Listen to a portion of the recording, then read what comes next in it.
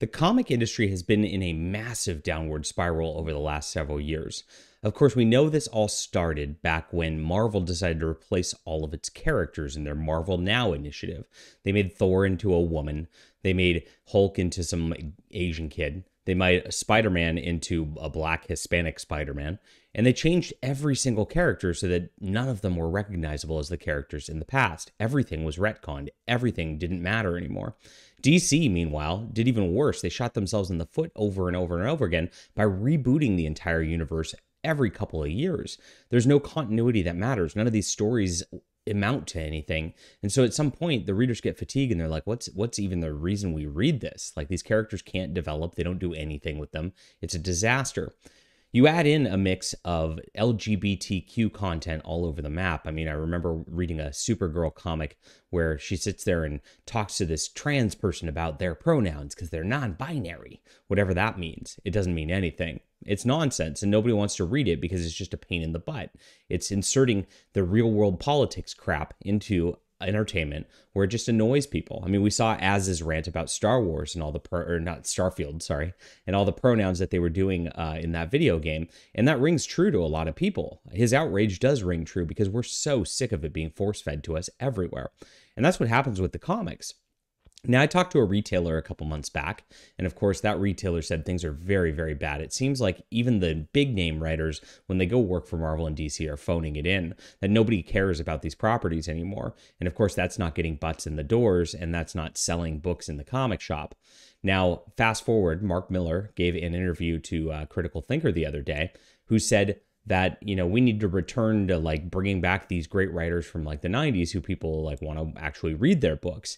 And that was his suggestion to Marvel and DC. Of course, he got eviscerated for it by the mainstream industry, who of course put out these sales lists where everything's selling fine. Here's the top list. It's not exactly who he's talking about it, but it's like they showed who the top lists are, but how are they actually selling? Well, they're not selling well, and we have new data for that fact this morning, and this is exactly what we're going to get into. All right, here's a comic shop. About 58% of our X-Men subscribers. Now, subscribers are exactly how comic shops make their money, because if somebody's buying the book every month and they pre-order it, they know exactly what to buy. The ones out on stands, like, those are hit and miss. I used to own a comic shop back in the day, and like, you'd try to order exactly the amount to where you'd like, you know, have one left over, maybe less, and sell out of the smaller books. Because you eat the money, you eat the cost of all of those as a comic retailer. And of course, the first week people buy them, the second week a little bit less. And then after that, nobody comes in and buys those books anymore because it's not the hot new book.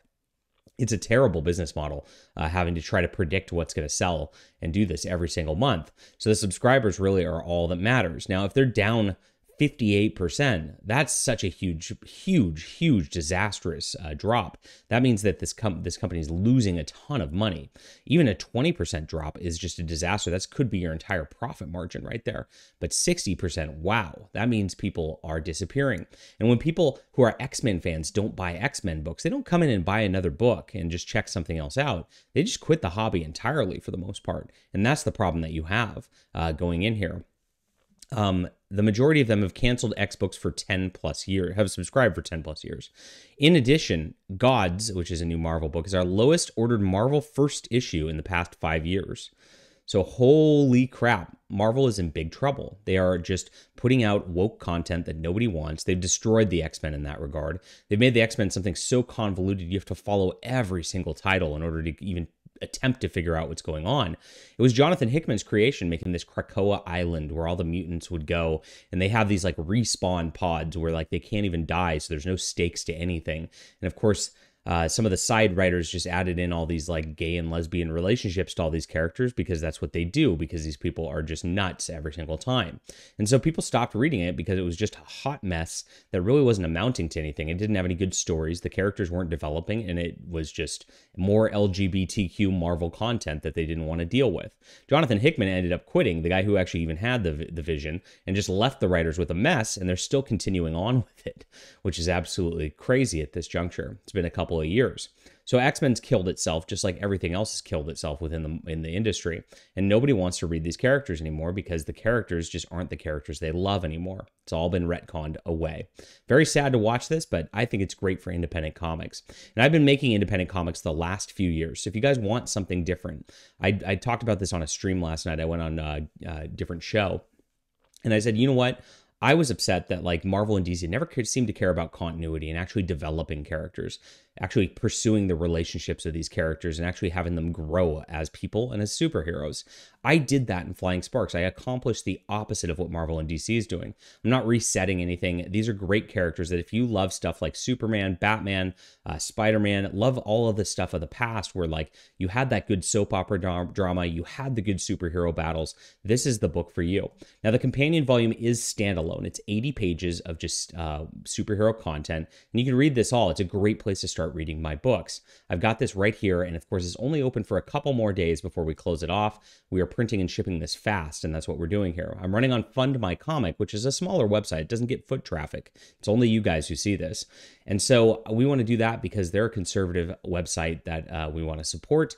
And of course, that's why the book's on there. So please check it out. Again, only a couple of days to go, so don't miss this. Just grab this while you can. It's a huge book, and you'll have a lot of superhero fun with this that you can't get from Marvel and DC anymore. All right, thank you guys. Leave a comment down below with what you think about this. Hit the like and subscribe button. We'll be back soon.